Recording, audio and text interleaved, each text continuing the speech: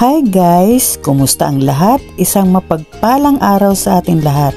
Ngayong araw na to ay sasamahan niyo akong puntahan natin ang isang napaka-importanting biblical place dito sa Israel. So stay tuned guys para malaman niyo kung saan ang punta natin.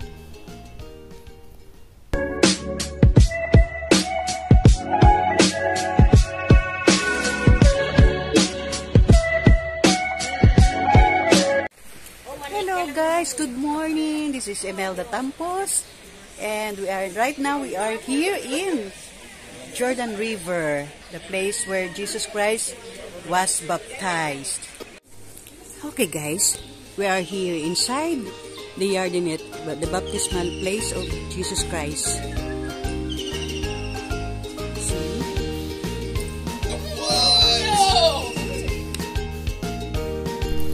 Yardenit, also known as the Yardenit Baptismal Site, is a baptism site located along the Jordan River in the Galilee region of northern Israel, which is frequented by Christian pilgrims.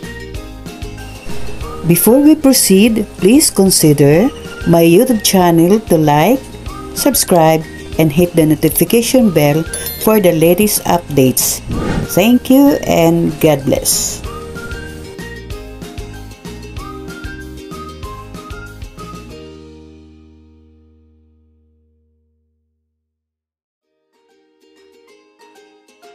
Tinatawag ito sa Hebrew na Yardenit, ibig sabihin, Little Jordan.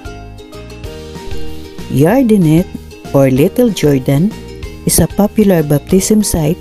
Here the water flows into the Jordan River, eventually flowing into the Dead Sea, located more than 100 kilometers.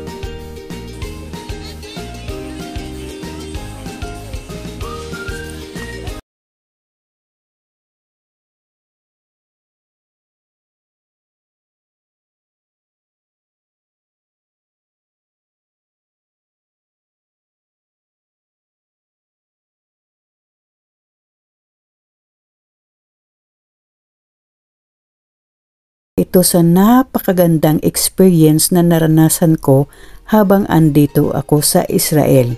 Kaya sinamantala kong maglibot sa tuwing may day off ako at sumasama ako sa mga patrip ng mga kababayan nating Pilipino. Kasi pag nandoon na tayo sa Pilipinas, hindi na natin to masaksihan. Kaya isa itong maituring kong magandang opportunity na nalibot ko isa-isa ang mga biblical site dito sa Israel.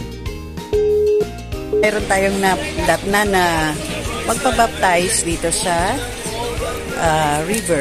Ayan. Ano na sila? Pababa na sila. Yan. Mayroon siya stolen shot eh.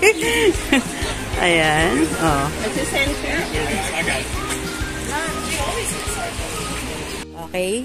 Natsimpuan natin na may magpabaptize sa Jordan River. So, ayan. Meron, siguro may hinihintay pa silang iba na magpabaptize dito. By the way guys, sa oras ng kanilang seremonyas, sa pagpabaptize, ay suot-suot nila ang white robe na kanilang nirentahan dito sa Yardenit. Nax.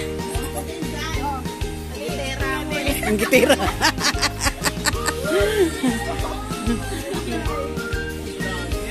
Ayan. Model namin si Jollibee.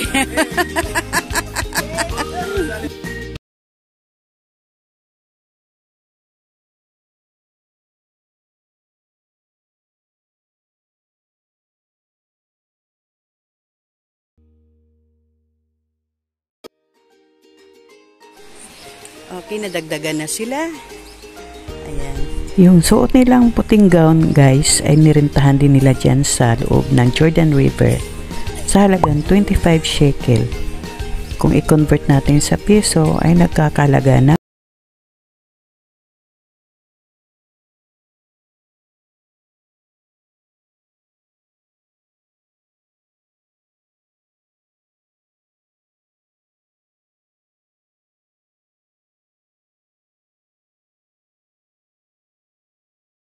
Okay guys, pasukin natin ang kanilang souvenir store dito sa Jordan River.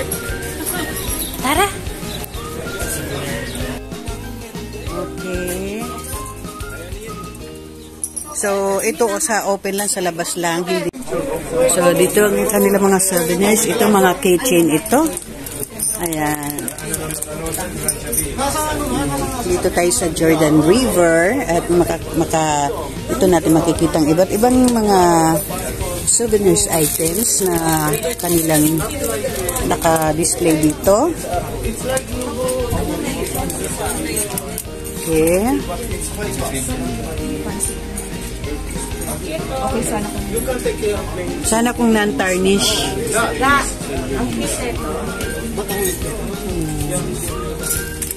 1,345.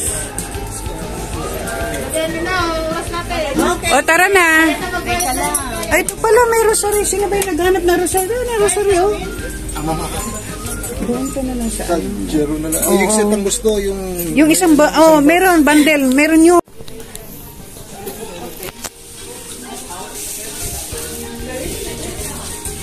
Nice, oh. Ang ganda nito. Sungay. No? Ganda pang display. Diyos mio, magkano naman ang presyo nito?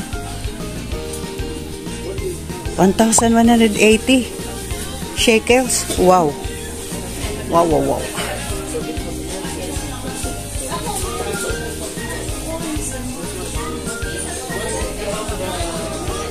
Iba't ibang mga disenyo ng mga pang-souvenirs items.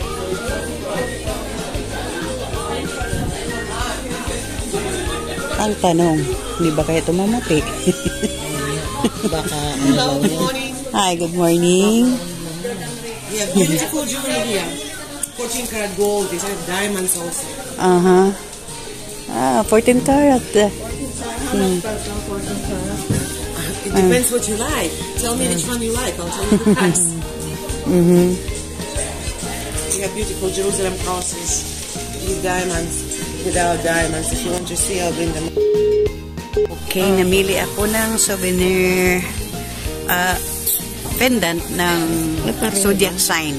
So, ito yung pinipili namin kasi nga daw Sagittarius is blue. Ayan.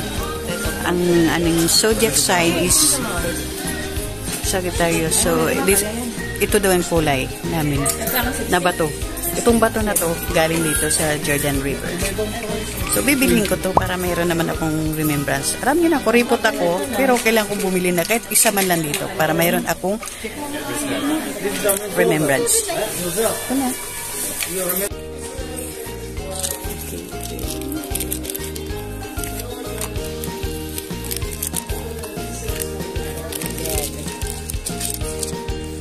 So guys, inyo napanood ang Yardenette, the baptismal site. Sana nagustuhan nyo at don't forget to like, subscribe my YouTube channel and hit the notification bell for the latest updates. Thank you and God bless.